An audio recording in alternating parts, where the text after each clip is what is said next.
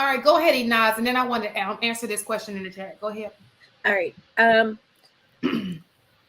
So here's the thing, right? It's like, I understand what you're saying about me saying that it's the right thing to do from my own perspective. The thing is it's not just my own perspective. It's not just the religious values. It's not just morality. There is a whole lot of statistics that support them. When a man marries a woman, everybody's better off. Yes, that comes with the caveat of it's a successful marriage, but the children are better off. He tends to be promoted a lot quicker. Like, there is just so much that happens that is right, regardless of moral values or religious values or spiritual beliefs, that make that decision right. We can attack it from any other way, it still becomes the right thing to do because it is the thing that leads to success. Does that mean it's guaranteed success? No, you are correct in that. But it's still the thing that gives you the path of least resistance towards success. So the other thing that I wanted to touch on was like the fact that women, I hear this all the time, women quote unquote respect these guys that have access to all of these women. They don't respect the quantity of women that these men are able to take down. What they do respect is that, unfortunately, it does come with that experience, is that they're not easily fazed by vagina once they've had a ton of it. It's no longer as impressive. It's not enough to get you to stray. It's not enough to distract you. It's not enough to get you off your purpose. It's not enough to like have you tempted to cheat. It's just it isn't. It breeds a different type of energy towards women when that man has it in abundance. It's not the experiences that women respect. It's the result of those experiences, if that makes sense. And let me I have a quick question. let me just answer this question real fast because this is the point. I'm not saying that vagina holds. I'm talking about if you are in a relationship or you're dating somebody and you know you want commitment, which most women do. What I'm saying is you can't be in a relationship and he's getting what he wants and you not getting what you want. It's not working. It's showing over and over again that it's not working. If he wants that, he should have to go to one of these, OnlyFans, just like everybody else, to get that. He should be coming to you. If you're a good girl and you know you marriage material, why so many people got access to you? Why? Like, you gotta value yourself.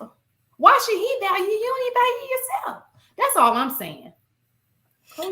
And Shan makes a good point, and so does Inaz, when we're talking about even outside of the religious aspect or moral aspect. But if we just look at the way, I guess, if we look at it from an economic standpoint, right? Like if you have a product and you have so much on the market, it loses its value because you can get it anywhere. But when you limit it, the price of it goes up, so to speak. So I think that's the same concept when it comes to having access to vagina. So for me, it wasn't that I didn't agree with Shan. I was speaking from a perspective of what's really realistically happening. What's realistically happening now is that there is access to a pussy market. So in that regard, women are going to have to come, if they are going to engage in sexual activity, they are going to have to play up their other aspects of what makes them a good catch. You know what I'm saying? But I think to Shan's point too, is doing both. Like, if I'm not giving all of these guys access to me and I'm playing up my best aspects of who I am that makes me look like an asset to this man, then I increase my likelihood of getting the commitment that I want. Yeah, I just want to touch on one thing. I think there's a difference. Well, I'll ask this question. Inaz, is there a difference between what's right and what's favorable? To some people. Okay. I believe there's a significant difference between right and favorable. When you say statistics, that's you're talking in regards to what's favorable. You have the chance of, if you do the same thing these people did, you have a more favorable outcome, right? Saying something is right, right? That means something that is something that you can instantiate versus some standard. So that's the only thing that I will argue you with on, is that the only reason why we have an idea of what's right and what's wrong based upon the moral standards that we have from religion and faith, or some sort of legal standard or something like that, versus bringing up statistics and saying, hey, listen, when people do this, this is the outcome, right? If everybody decided to rob everybody and everybody got money, even though the outcome speaks to the statistics, that doesn't make it right for you to do that. So I can appreciate that.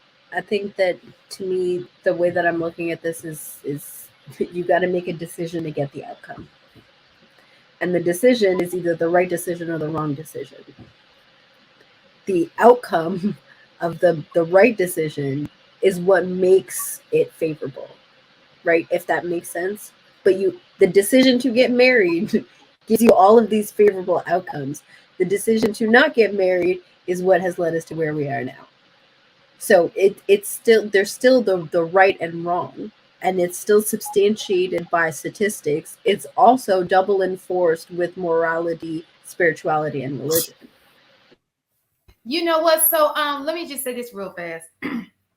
I think women have to do a better job at what's the word when you look at, not like he's a liability, or he has some Cost benefit analysis. Yes. So for example, there are certain things, maybe his background, maybe he was raised by both parents, how he acts, certain things that make you think like, you know what?